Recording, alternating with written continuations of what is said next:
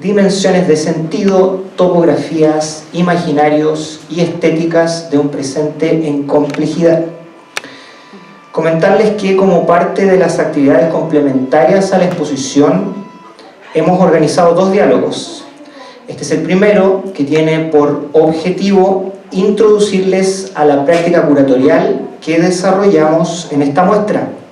Para esta ocasión hemos invitado al académico y curador Ricardo Lebel, quien nos compartirá sus experiencias curatoriales. El segundo encuentro se realizará el sábado 14 de diciembre a las 4 de la tarde, también aquí en la galería. En este segundo encuentro reflexionaremos en torno a la propuesta museográfica que desarrollamos en la exposición, y para la ocasión tendremos al filósofo y académico Cristian Suazo, que nos compartirá sus investigaciones en torno al arte y la política en los diálogos sur-sur. Dicho lo anterior, vamos a dar inicio a la actividad con una presentación introductoria a lo que ha sido el proceso curatorial de esta muestra por parte del equipo curatorial. Voy a leer una muy sintética semblanza. Entonces, en relación al equipo de investigación de la Mesa de Artes de la Visualidad y actual equipo curador de esta muestra, podemos brevemente decir que Lucía Rey es doctoranda en Filosofía, magíster en Teoría e Historia del Arte, además es académica y posee publicaciones en ámbitos especializados de arte. Astrid Gutiérrez Quesada es licenciada en Arte con especialización en Neuroestética, investigadora independiente en arte, transdisciplinaria. Y Mauricio Riquelme, aquí su servidor, es artista transdisciplinar y escritor con experiencia en desarrollo de proyectos colaborativos. Así que sin más, vamos a comenzar con la compañera Astrid. Hola, muy bienvenidas, bienvenidos. Bienvenido Ricardo, muchas gracias por ser parte de esta instancia. Primero que todo, contarles y ponerlos en contexto respecto a por qué esta muestra, de dónde surge esta iniciativa y también el porqué de los conversatorios. Principalmente, esta es una mesa de las artes de la visualidad, en donde una de las inquietudes, diría yo, era cómo ver la profesionalización de las artes visuales a través de una muestra y a través también de un ciclo de conversatorios. Parecía un desafío bastante grande el poder trabajar con una invitación, una convocatoria que fue muy abierta, y en virtud de ese desafío, como equipo curatorial, diseñamos la muestra que ustedes pudieron presenciar en los salones, que son un recorrido de 5 áreas, y con ello, bueno, el conversatorio de hoy tiene como objetivo poder poner en perspectiva y poder mediar hacia el público quizás no especializado y al especializado también, respecto a la importancia de las curadurías y su incidencia y sus derivas en el mundo de las artes visuales. Sí, bueno, a mí lo que me gustaría comentar, que me parece bastante particular de este proceso que llevamos a cabo, es la característica inclusiva, puesto que, como recién decía la compañera, nosotros trabajamos a partir de esta figura, o más bien con esta figura de la Mesa de Artes de la Visualidad, que es una figura que se caracteriza por su carácter de inclusividad, ¿ya? Entonces eso generó, posiblemente sea la instancia más inclusiva dentro de la puesta en práctica de las políticas culturales a nivel de la región, ¿ya? Eso no es menor. Lo digo porque esta inclusividad, allí donde se da en los ámbitos de la creación, lo que genera es un desequilibrio, una heterogeneidad, un desorden, podríamos decir, ¿no? Entonces, el enfrentarse a este desorden resulta un desafío bastante fuerte desde el punto de vista, desde la perspectiva de la práctica curatorial, porque lo normal en la práctica curatorial es que estamos operando, ¿cierto?, en un mundo que está en caos, y la fuerza, por así llamar, que normalmente se exalta de la práctica curatorial es la capacidad de seleccionar dentro del caos aquello que le interesa para generar un campo de inmanencia, ¿cierto? Entonces, esto es algo que en nuestro caso no fue así. Esta es una experiencia completamente distinta, para la cual el ejercicio de conceptualizar no resultó eficaz, ¿ya? Porque aquí no estábamos hablando, como digo, de algo, de un campo específicamente demarcado por nuestra propia voluntad, sino que nosotros estábamos trabajando con una heterogeneidad que recibimos. Esto genera otro desarrollo de la inteligencia, de la comprensión, de la práctica misma curatorial, que como sabemos es un oficio contemporáneo, ¿cierto?, que mezcla una serie de otros saberes, ¿no? Uno de ellos claramente en el que nosotros ponemos el hincapié es el trabajo teórico.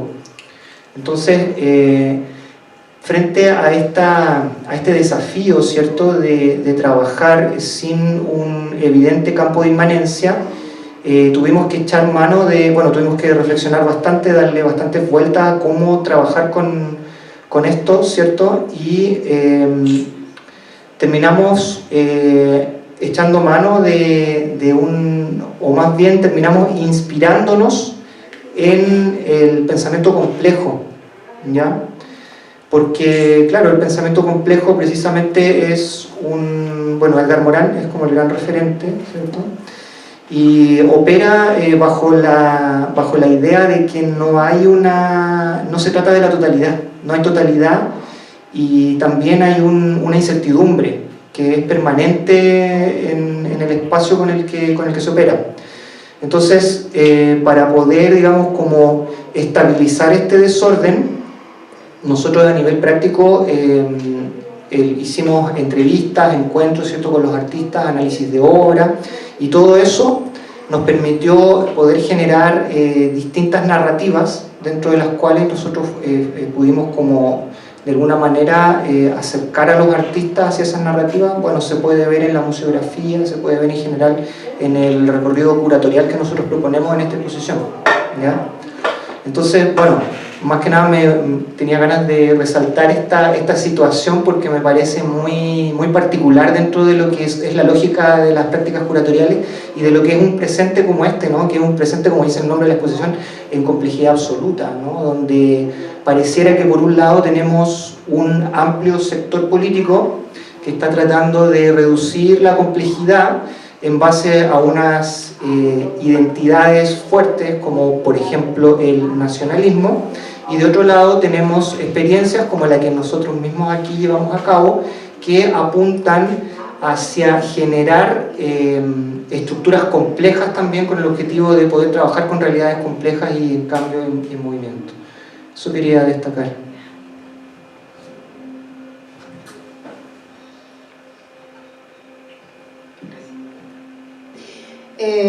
Muchas gracias por estar acá, muchas gracias Ricardo, tantos años.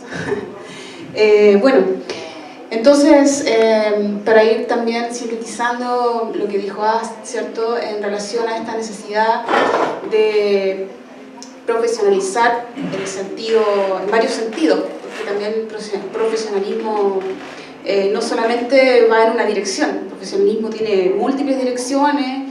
Una de esas direcciones es, claro, poder un poco comenzar a vivir de lo que uno hace. También tiene esa otra dirección que implica la seriedad de lo que uno hace, el compromiso, o sea, no ser un artista del día domingo, sino que involucrarse en la propia obra, y eso va de la mano también con generar, lo que decía Mauricio, hacerse cargo de la complejidad del presente dentro de esas coordenadas propias de reflexión crítica. Entonces, en ese marco, también nosotras estamos acá, somos del equipo de investigación de la mesa. Y dentro de ese marco, como equipo de investigación de la mesa, esta exposición tiene un valor que está en desarrollo. O sea, el valor no no significó solo la misma exhibición, sino que está en desarrollo en el mismo proceso que nosotros vamos generando reflexión a partir de lo mismo. Y entonces significa que somos como equipo de investigación, esta exhibición es parte de un proceso de investigación que tiene que ver con precisamente ir generando este dinamismo entre las y los artistas que permite que se pueda haber un reflejo, que haya un diálogo con lo hacia afuera y hacia adentro. O sea, operar de alguna manera en la dación o darles herramientas para encontrar un cierto sentido, a propósito también del nombre de la exhibición. Y en ese sentido, también comprender lo que significa la práctica curatorial en el territorio en relación, por ejemplo, a las estrategias de exhibición.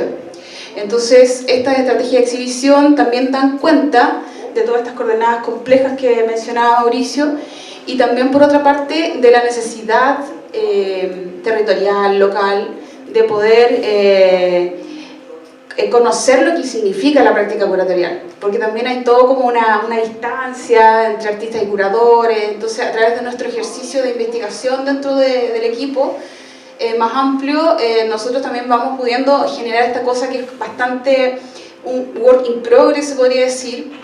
Es una cuestión que no tiene sentencias, sino que es algo que se va transformando en la medida que vamos avanzando en este proceso, y que implica también que hayan feedback, autoevaluaciones, evaluaciones.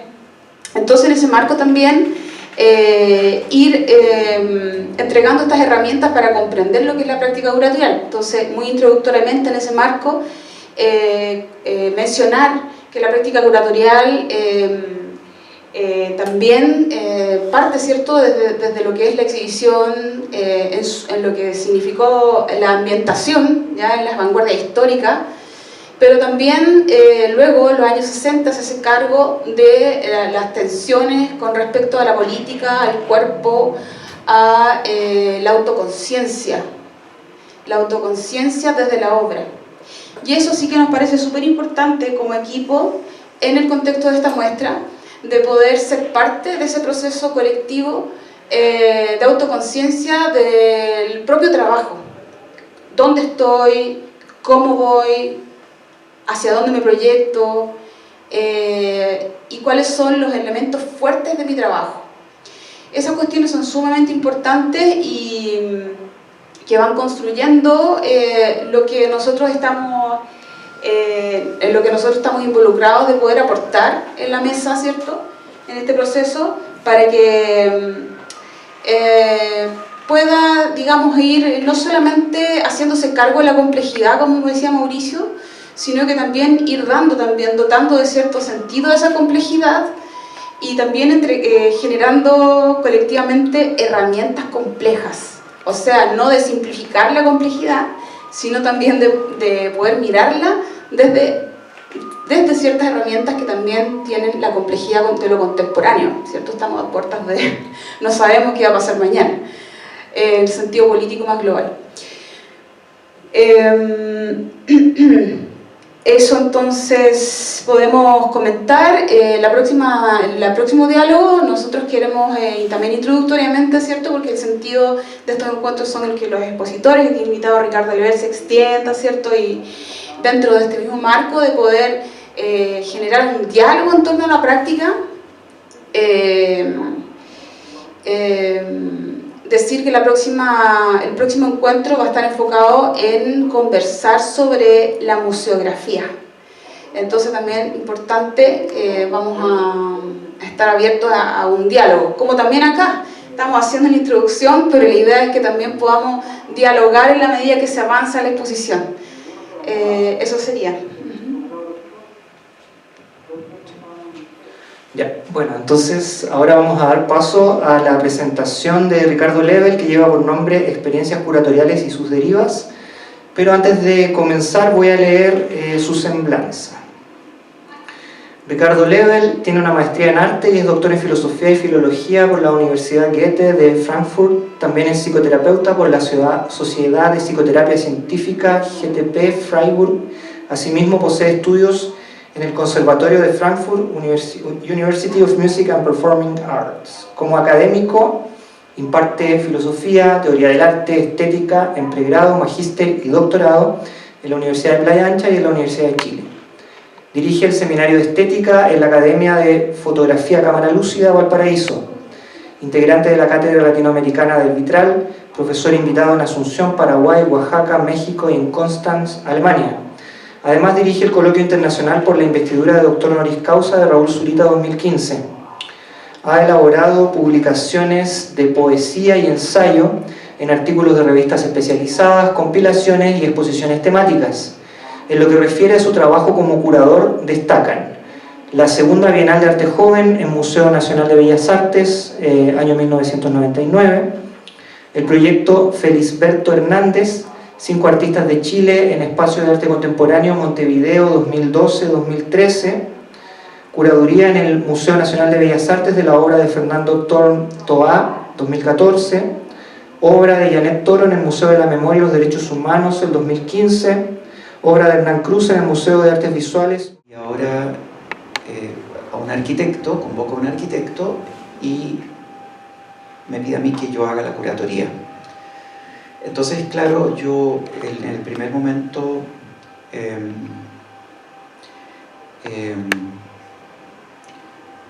escribo lo siguiente, algo muy sintético, grieta, recorrido simbólico, un inicio de 450 metros de extensión, obra que se inserta dentro del proyecto Parque Deportivo Estadio Nacional. Este proyecto considera los valores de el centro de extensión, el centro del Estadio Nacional de la Memoria, CENMN, que es la agrupación que velan por la memoria de los confinados detenidos en el Estadio Nacional. Y este proyecto el proyecto nace de querer relevar con estos trabajos la memoria y que quede por un tiempo indefinido, o sea, para siempre, y que se transforme en un relato de lo que pasó ahí.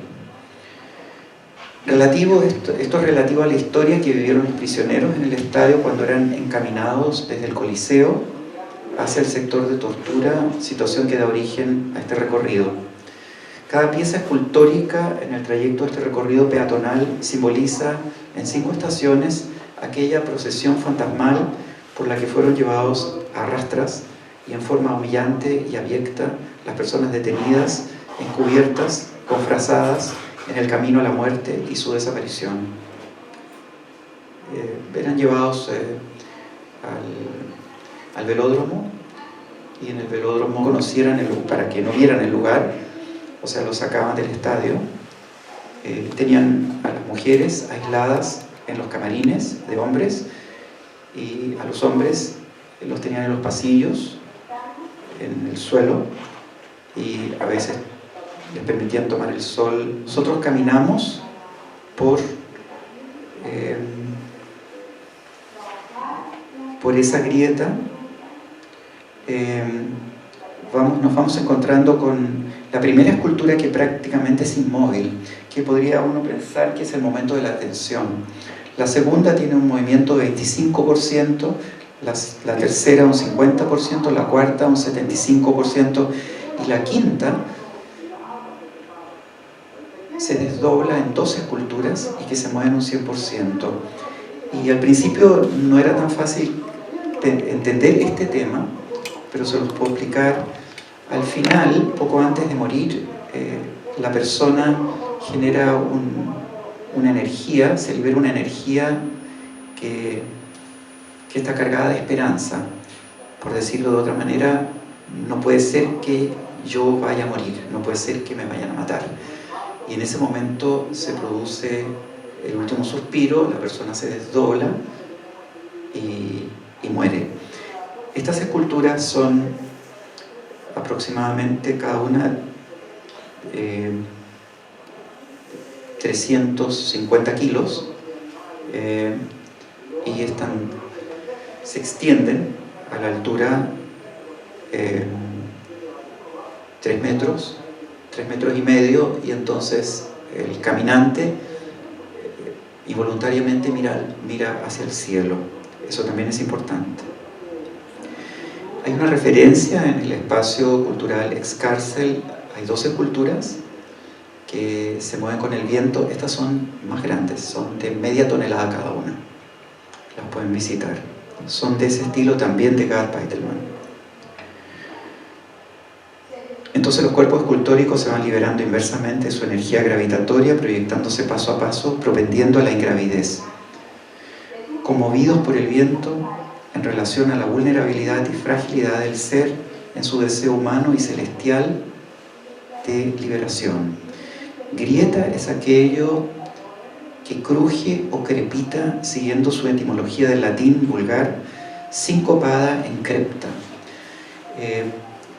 Para las curatorias, en mi caso, yo me oriento por el lenguaje.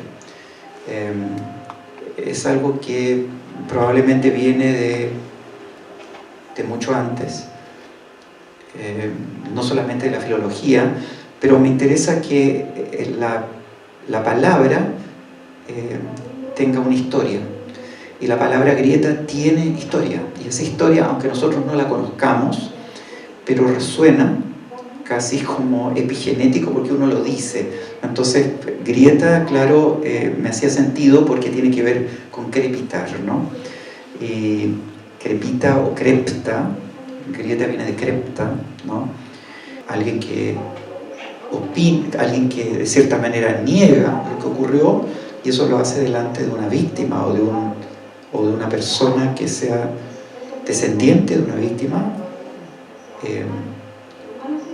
Tiene que comparecer ante la justicia, ya sea multado, perdiendo un cargo, puede seguir cursando un cargo público o político.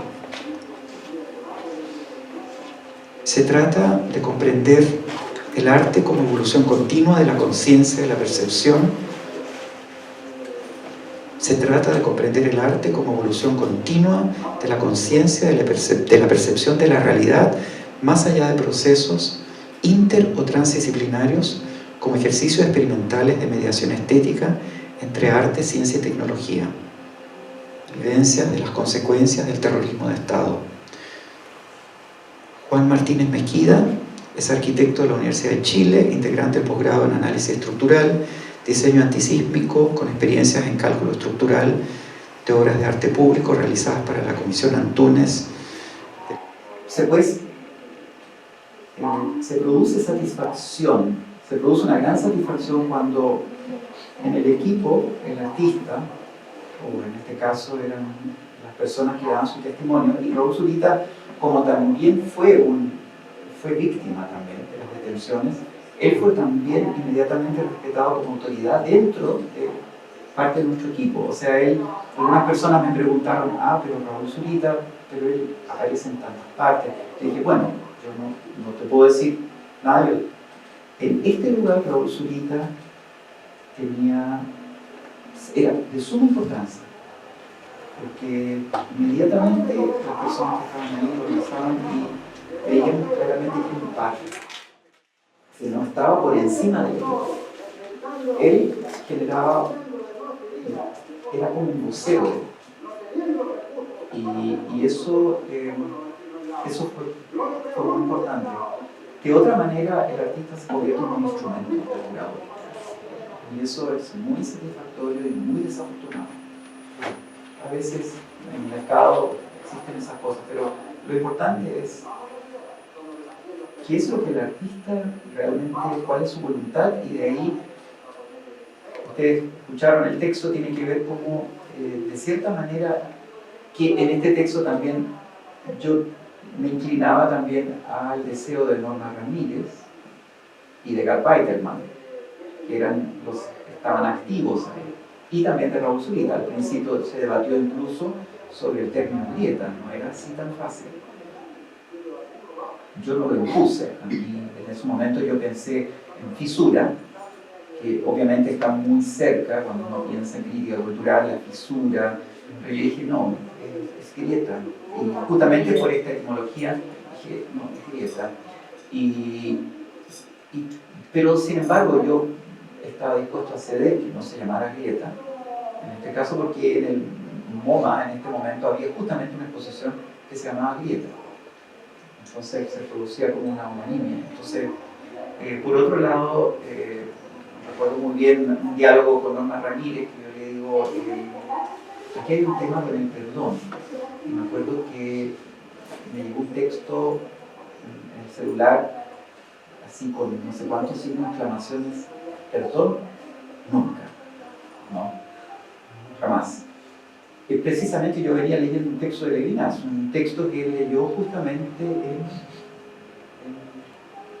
no sé, creo que fue, no sé si Marruecos, y yo venía leyendo ese texto y estaba muy metido en ese texto y yo veía claramente, tenía esa visión del perdón como una forma de poder permitir que expiaran los responsables, ¿no? Disculpa, hay un tema, también se habla de las curadurías afectivas, hablando esto de la emoción, del perdón jamás, ya esa respuesta. La curaduría afectiva surge, esta es una pregunta, como podría surgir como un mandala o una flor, en la medida en que también hay una confianza construida para poder profundizar en el sentido de desentrañar lo que habría en el cristal. Aquí voy que, claro, porque tú trabajas con personas que se conocen hace tiempo, de una u otra manera hay confianza construida, entonces sí. Es como, no es un rol técnico, sino que hay flujos que tienen que ver con la carne y con la emocionalidad también. Esa es mi pregunta. Son muchos componentes. Para llegar a una resultante, todo esto se tiene que condecir, porque está el Instituto Nacional de Derechos Humanos, por un lado. Ellos tienen que estar de acuerdo. El jurado estaba compuesto como de 19 personas, había más jurados que participantes. Estaba, bueno, el ministro de Obras Públicas, estaba el ministro de Deporte, estaba el subsecretario, estaba la comisión de memoria del Estadio Nacional, y también alguien del Museo de la Memoria. Entonces, es una política de Estado, ¿no? Entonces, como yo aquí tengo, por ejemplo, en el resultado, en el cuadro de evaluación que nos mandaron, nosotros de los 17 que habían participado, estábamos en los seleccionados en los 5, y porque hay un puntaje que entre todos se ponen de acuerdo, y una se llamaba Si yo no tengo un lugar, se llamaba un proyecto, el otro se llamaba Las banderas que alzamos, el otro se llamaba Alfabeto visual de la memoria, el otro se llamaba Pasos de la memoria, y el otro Grieta. Entonces, en un momento, a mí lo que más me preocupó como curador es hacer todo de forma a hacer calzar todo, con los artistas, con las instituciones, por otro lado, y por otro lado con el testimonio que teníamos que recibir. Entonces, sí, a ver, porque fácilmente esto puede volcarse como algo, fácilmente puede desdoblarse algo frívolo, que son esas cosas que ustedes conocen. Entonces, eso es, voy a cerrar esto. Tiene que mantener esa sensibilidad sí. de la vivencia. Entonces, estaba recién mirando aquí el texto del cuadro de evaluación del acta del jurado, y ahora voy a mostrarles el. Bueno, pero siguiendo con esa idea también de lo que mencionabas respecto a esto de que el curador está en un trabajo transversal y de coemergencia con el artista, es súper interesante poner en valor eso. cómo finalmente es un proceso de alteridad también que permite construir una curaduría en donde haya confianza, ¿no? Sí. Con el curador. Creo que eso es fundamental, porque estamos en una sociedad en donde todos los conocimientos se tienden a mantener en sus parcelas, ¿no es cierto? Y poder trabajar de una manera más transdisciplinaria, efectiva, no solamente desde el papel, es complejo. Entonces, cuando estamos en un escenario tan complejo, poder dejar a todos contentos, por decirlo así, Claro. es un ejercicio intelectual que va de la mano con el artista. O sea, como yo por lo menos lo percibo, nunca subestimar el artista en ese proceso intelectual que coemerge. Sí, claro, una convergencia. En verdad suena paradojal, pero el curador no debe demostrar saber más que el artista. Porque si no se bloquea todo el proceso. Casi como terapeuta. Entonces les muestro, bueno, nada viene de nada, todo viene de algo. El muchacho aquí tiene 12 años, que está aquí a la derecha, y él participaba en un programa que se llamaba Él enseña cosas. Ese es Gad Weitermann. Tenía 11 años en realidad. Entonces él aparecía en televisión y hacía experimentos técnicos, mostraba experimentos tecnológicos. Y claro, este programa se hacía en ese tiempo en televisión. Imagínense cómo cambió la televisión los días sábados. Y eso incentivaba a muchos niños que empezaran a trabajar con tecnologías. Después él estudió ingeniería y se convirtió en un maestro de efectos especiales en el cine. Trabajó en distintos proyectos. Ahí está mostrando un torno y de un torno para poder hacer objetos de madera. Este señor se llamaba Alejandro Michel Talento. Así se llamaba este señor. Una señora se quejó porque tener a un niño ahí trabajando, entonces tuvieron que sacarlo de la televisión. La gente es así, ustedes saben, bueno, las cosas buenas. Acá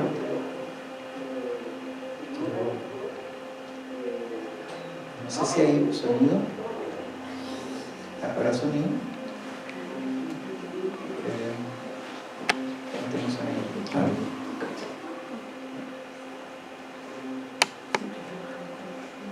Ahí está. Sí.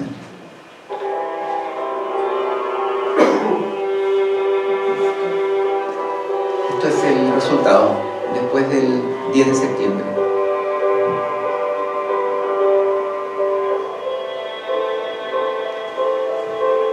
Ahí están los detenidos. Esas eran las reuniones.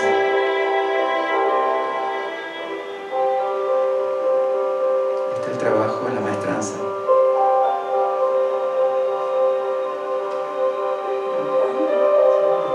Ahí está Manuel Ramírez. Esas esferas son hechas con frazadas. Ahí las traen de la maestranza.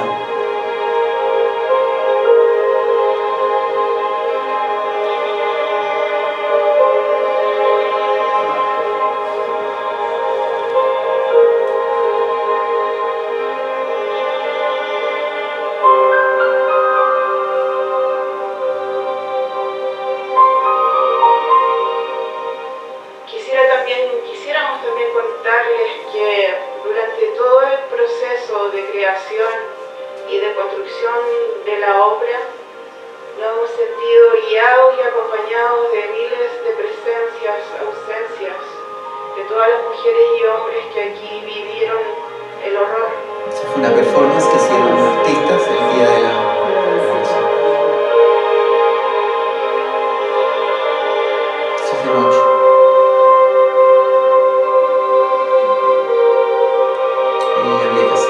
Ahí está el inicio del camino, que es una concavidad.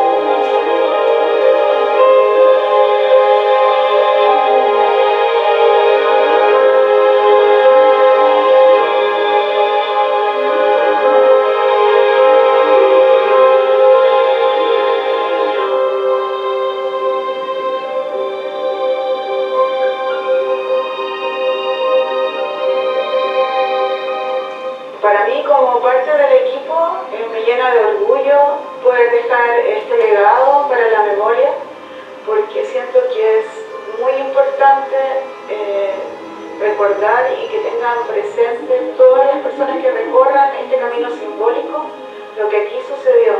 No podemos olvidar el horror que aquí se vivió.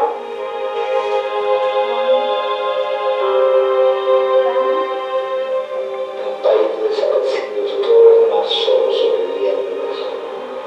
¿Dónde entonces? ¿Dónde voy? ¿Dónde vamos? ¿Dónde nos lleva? Nos han cubierto las caras con frazadas, cegándonos, y entre los coletazos y los golpes nos doblamos, caemos. ¿Dónde vamos? ¿Dónde voy? Siento chismoso, camino olvidado la dulce como la grieta bajo mis pies. Siento nuevamente los golpes del calor. ¿Dónde estás tú, paloma? ¿Dónde estás tu padre? ¿Dónde estás tu madre? ¿Dónde está tu hija? Hijito mío, nieta, nieto mío, ¿dónde estamos? ¿Dónde nos llevan? ¿Dónde vamos? Así tan doblados, así tan caídos, así tan a gritos y gritando. Y ciego dentro de entonces, entre los golpes te entregué, pronto y vuela con toda la libertad de tus ojos, vuela con toda la libertad de tus manos, vuela con toda la libertad del aire, vuela y vuela, vuela y vuela y vuela, vuela y vuela y vuela y vuela, amor mío, vuela.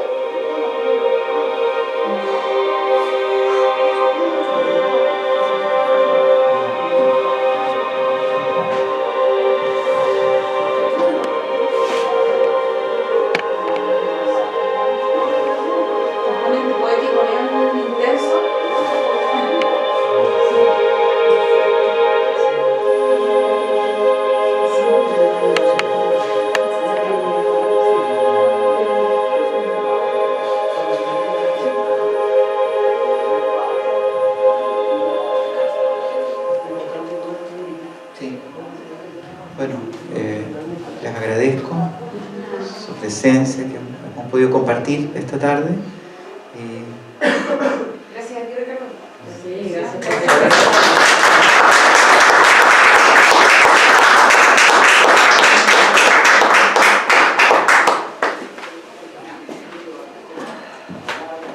¿Hay espacio para alguna pregunta? Sí.